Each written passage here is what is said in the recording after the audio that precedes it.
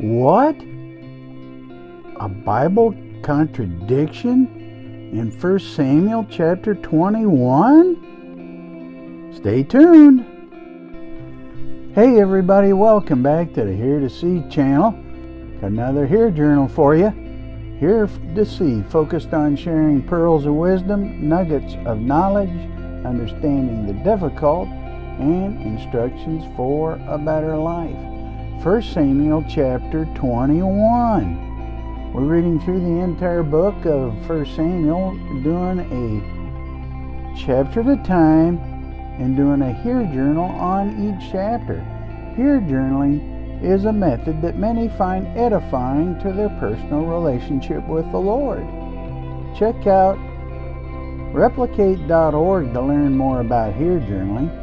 But now, let's read and listen to 1 Samuel chapter 21 in the New Living Translation, and then I'll share my Here Journal with you, and we will explore an apparent contradiction in the Bible that's not really a contradiction. So stay tuned and learn. God bless. Chapter 21. David runs from Saul. David went to the town of Nob to see Ahimelech the priest. Ahimelech trembled when he saw him. "Why are you alone?" he asked. "Why is no one with you?" "The king has sent me on a private matter," David said. "He told me not to tell anyone why I am here. I have told my men where to meet me later. Now, what is there to eat? Give me 5 loaves of bread or anything else you have." "We don't have any regular bread," the priest replied, "but there is the holy bread, which you can have if your young men have not slept with any women recently." "Don't worry," David replied. "I never allow my men to be with women when they are on a campaign, and since they stay clean even on ordinary trips, how much more on this one?" Since there was no other food available, the priest gave him the holy bread, the bread of the presence that was placed before the Lord in the tabernacle. It had just been replaced that day with fresh bread. Now Doeg the Edomite, Saul's chief herdsman, was there that day, having been detained before the Lord. David asked Ahimelech, "Do you have a spear or sword? The king's business was so urgent that I didn't even have time to grab a weapon." "I only have the sword of Goliath the Philistine, whom you killed in the valley of Elah," the priest replied. "It is wrapped in a cloth behind the ephod. Take that if you want it, for there is nothing else here." "There is nothing like it," David replied. "Give it to me." So David escaped from Saul and went to King Achish of Gath. But the officers of Achish were unhappy about his being there. "Isn't this David, the king of the land?" they asked. "Isn't he the one the people honor with dances, singing, 'Saul has killed his thousands and David his 10,000s'?" David heard these comments and was very afraid of what King Achish of Gath might do to him. So he pretended to be insane, scratching on doors and drooling down his beard. Finally, King Achish said to his men, "Must you bring me a madman? We already have enough of them around here. Why should I let someone like this be my guest?" And that was 1 Samuel chapter 21 in the New Living Translation from the YouVersion Bible app. Now for my Here Journal. First the highlight, 1 Samuel chapter 21, verses 6 to 10. Verse 6, since there was no other food available, the priest gave him the holy bread, the bread of the presence that was placed before the Lord in the tabernacle. It had just been replaced that day with fresh bread. Now, Doeg the Edomite, Saul's chief herdsman, was there that day, having been detained before the Lord. David asked Ahimelech, "Do you have a spear or sword?" The king's business was so urgent that I didn't even have time to grab a weapon. I only have the sword of Goliath the Philistine, whom you killed in the valley of Elah. The priest replied, "It is wrapped in the cloth behind the ephod. Take that if you want it, for there is nothing else here." "There is nothing like it," David replied. "Give it to me." So David escaped from Saul and went to King Achish of Gath.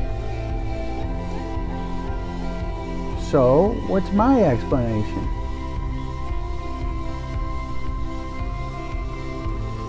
The priests meant well to provide food and a weapon to David, who had told them that he was on a special mission for King Saul. They gave them the showbread from the tabernacle and also the sword of Goliath. The Lord let David and his men escape from Saul. This, however, raises a question. The high priest here is Ahimelech. Is there a contradiction in the Bible? Jesus recalls this story in Mark chapter 2, verses 25 to 26. And he said to them, "Have you never read what David did when he was in need and was hungry, and those who were with him, how he entered the house of God in the time of old, Abiathar, the high priest, and ate the bread of the presence, which is not lawful for any but the priest to eat, and also gave it to those who were with him." Jesus calls Abiathar the high priest, not Ahimelech. This is not a contradiction, but actually an amplification. Abiathar was a son of Ahimelech and served as a priest under his father and became the high priest. Here's a response from Got Questions, Your Questions, Biblical Answers. Number 1. Since Abiathar was the son of Ahimelech, 2 Samuel 8:17, it is possible that both men took part in highly priestly duties.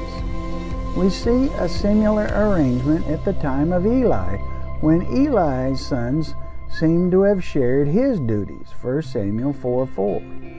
And in the time of Christ, when Annas and his son-in-law Caiaphas both served in the role of high priest, Luke chapter 3 verse 2 and John chapter 18 verse 13.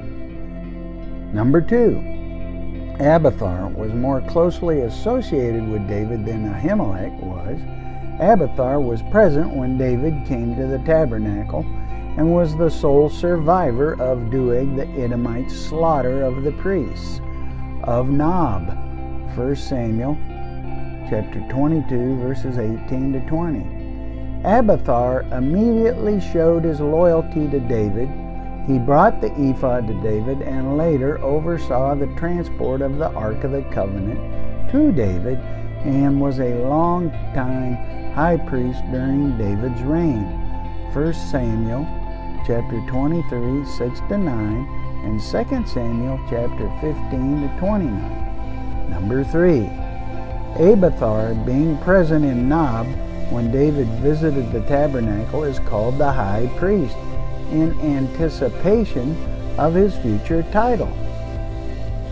We often do this very type of thing. For example, we may speak familiarly of President Eisenhower giving the order to invade Normandy on D-Day, although D-Day was almost 9 years before Eisenhower was inaugurated as president. So Mark chapter 2 verse 26 is a difficult passage, but Jesus was not in error. He did not contradict 1 Samuel chapter 21. There are workable explanations to why Jesus called the high priest Abiathar, and his words in Mark 2 can be reconciled with the Old Testament account. So how does this apply to us today?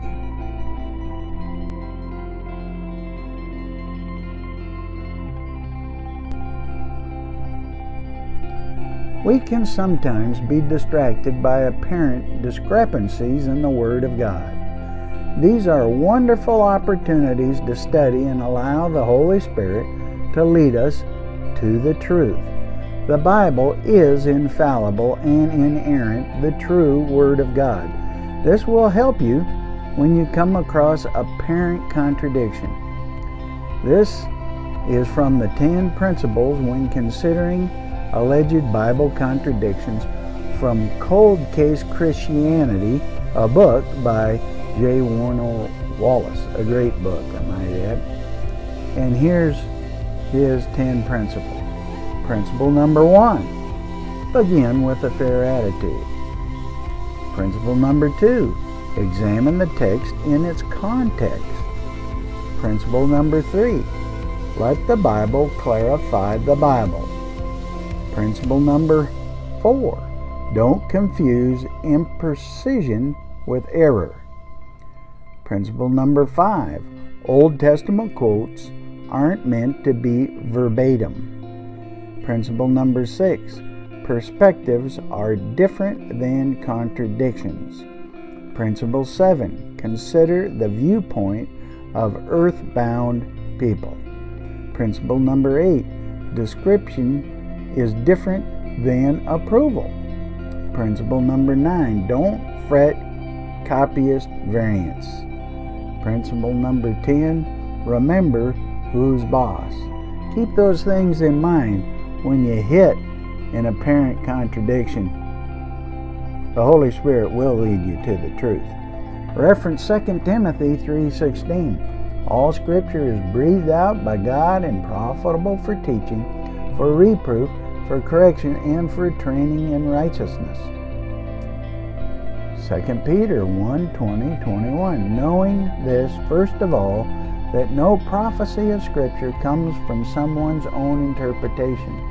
For no prophecy was ever produced by the will of man, but men spoke from God as they were carried along by the Holy Spirit. So, what's my response? Lord, thank you for saving me. Thank you, Holy Spirit, for leading me unto all truth. I strive to follow you faithfully and obediently always. Help me, Lord, when I am answering questions of apparent contradiction. Fill me with your wisdom, knowledge, understanding, and instruction. I pray for any that are not putting their complete faith in you. Amen and amen. Now, how about you? Why don't you try some here journaling? Highlight, explain, apply, respond. You'll be so glad you did. Comment below. Share your experiences with us. What do you do when you hit a contradiction in the Bible? Apparent contradiction. If you don't know Jesus as your Lord and Savior, read the Gospel of John chapter 3 to learn about His forgiveness. You can be saved and filled with the Holy Spirit, who will lead you to the truth. And talk to God about it. Always talk to God. Seek Him now. God bless.